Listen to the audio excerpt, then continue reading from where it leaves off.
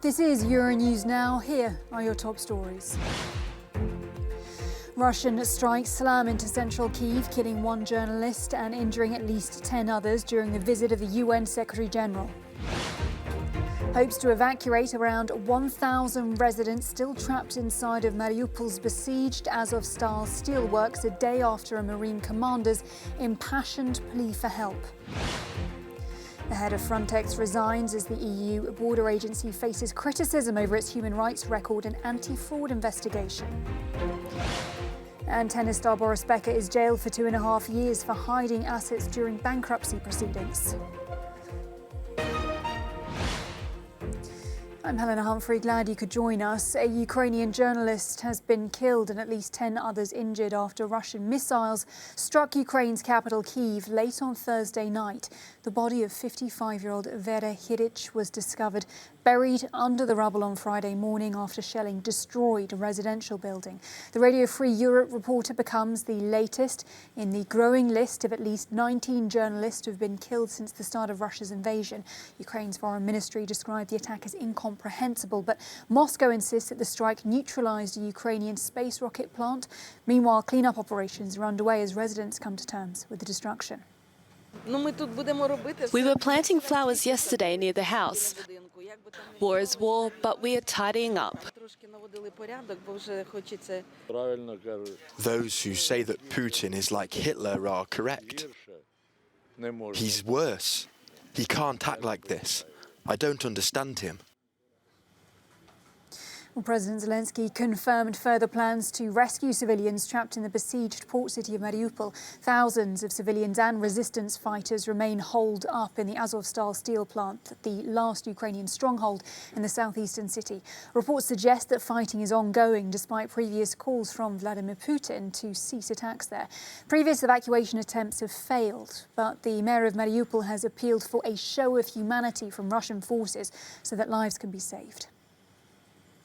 The British Army is to send up to 8,000 soldiers to mainland Europe as part of exercises that will see NATO flexing its muscles to deter further Russian aggression.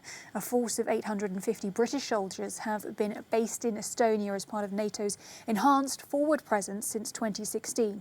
But these rolling exercises from Finland to North Macedonia will see 72 main battle tanks and 120 warrior armoured fighting vehicles sent to Europe. The British Defence Minister Ben Wallace described it as one of the biggest shared deployments since the Cold War. Tensions have increased in and around the Moldovan breakaway region of Transnistria after a series of explosions earlier in the week. The region has been controlled by pro-Russia separatists since 1992, and it could easily become a new flashpoint for the war in Ukraine.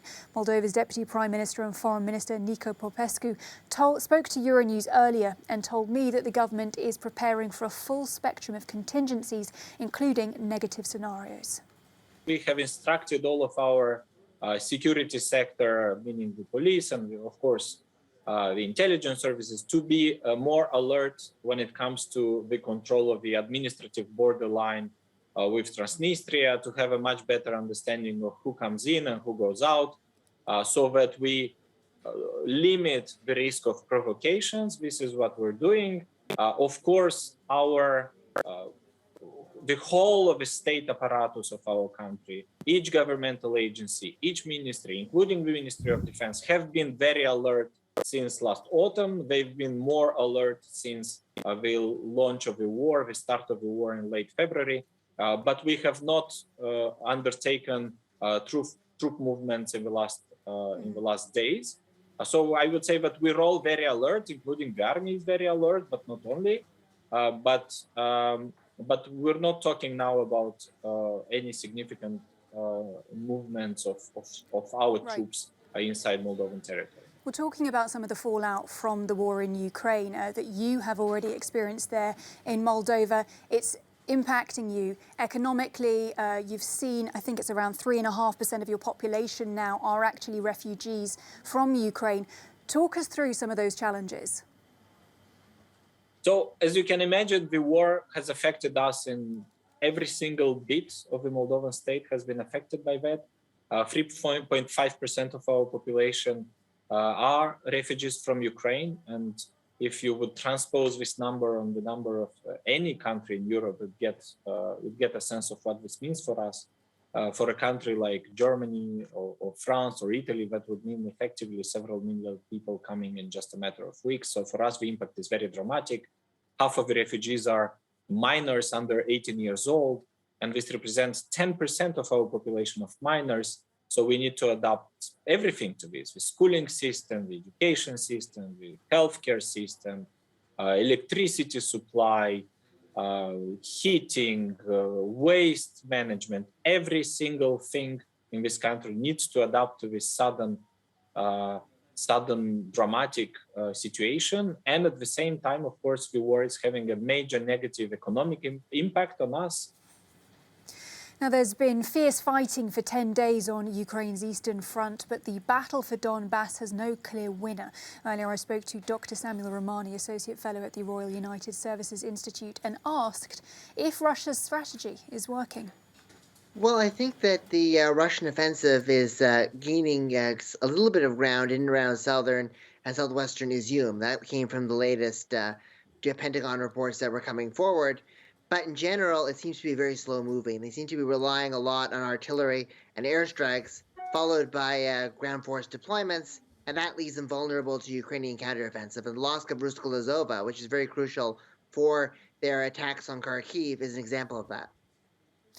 Yeah, you mentioned that particular victory there from the Ukrainians. On the other side, Russia saying that it's fully occupied Kherson and that from the 1st of May, people there will have to use the Russian ruble. How big of a victory for Russia is that? Well, the Ukrainians still have not confirmed that all of Kherson has fallen, but this is another step towards integrating Kherson into the Russian Federation. There was a report coming from Meduza just a couple of days ago that Russia may plan to hold referenda in Donetsk and Luhansk as early as May 14th or 15th. That might be a bit early, but it just shows the trend, right? Donetsk, Luhansk, and Kherson are all going to become part of Russia, and Russia is even devising plans to seize agricultural products out of Kherson and use them inside the Russian economy. So this is pretty clear that they're looking at a long-term occupation there. Looking at moves from the Allies and strategy there, we heard from UK Foreign Secretary Liz Truss. She gave a speech a couple of days ago, and she was essentially calling on allies to be ready to be in this for the long run. She said that stability in Europe depended on getting all Russian troops out of Ukraine, and she included Crimea in that. I think that's the first time that we've heard the British government actually talk about that. How realistic is that? Well, I think it would be getting harder and harder once you start moving into the territories of Donetsk and Luhansk that were already occupied in the 2014-2015 invasion, and even harder if you're trying to take over Crimea, because Crimea is viewed by Russia to be an inalienable part of its territory. It's almost the same from their point of view as trying to launch an offensive on Moscow or St. Petersburg. So if that were to happen, the Russians could invoke the clause that Dmitry Peskov has brought up, which is that if there's an existential threat to Russian territory, we have the right to use nuclear weapons. So any movement on Crimea would increase the risk of a nuclear escalation. So while it might be a goal certainly that Ukraine should pursue because Crimea is illegally occupied, it would produce very, very dangerous results from the Russian side. The British Foreign Minister also spoke of, perhaps cognizant of what you just said, talking about a very long war here. She was saying that there was the possibility of this for lasting for up to a decade. What do you make of that when you've also said that the Russian assault in the east is pretty slow going at the moment? Well, it's pretty slow moving, and that's precisely why it's going to be a long-standing war, right? They're planning for a long attritional struggle where they're going to gradually gain a bit of territory at a time. And so I think that, yeah, that assessment maybe of a decade, it's really hard to tell how long it's going to be, but this is certainly not something that's going to be wrapped up in a few weeks or months because the Russians still want to get control over not just eastern Ukraine, but also Odessa, the remainder of southern Ukraine, and they still hold out hopes of obviously overthrowing Zelensky and changing the regime, even if that seems implausible right now. The head of the EU's border agency Frontex, Fabrice Leggeri, has tendered his resignation. Leggeri has been in charge of the organisation since 2015, and during his tenure, Frontex has been widely criticised for its human rights record. It's also faced allegations of misconduct and carrying out pushbacks of asylum seekers at sea. Last year, an EU anti-fraud watchdog launched an investigation. Well, from Brussels, Shona Murray explaining more about why Leggeri has stepped down. Well, he says in his statement that he was leaving or resigning because the mandate that he received in 2015, which was renewed in 2019, had been silently changed. But of course, as you mentioned there, this coincides with the soon-to-be published investigation by OLAF, the EU's anti-fraud agency, which details a huge amount of mismanagement within Frontex and also very grave breaches of international humanitarian law. Allegations such as the fact that he perhaps failed to employ 40 human rights monitors as obliged to under EU law, but employed 63 members to his own cabinet, which is double the number of staff members that, let's say, Ursula von der Leyen has. But as I mentioned there, also Frontex's complicity in breaches of international humanitarian law, such as allowing pushbacks, illegal pushbacks, which is where migrants, refugees coming over the Aegean Sea from places like Turkey trying to get into Europe are pushed back into further danger, obviously endangering their lives. And that's a breach of international humanitarian law, the principle of non-refoulement. And there are some of the accusations against him. Yeah, as you say, it appears unclear at this stage whether the criticism from the human rights group about those alleged pushbacks contributed to this resignation. But some of those accusations were really serious.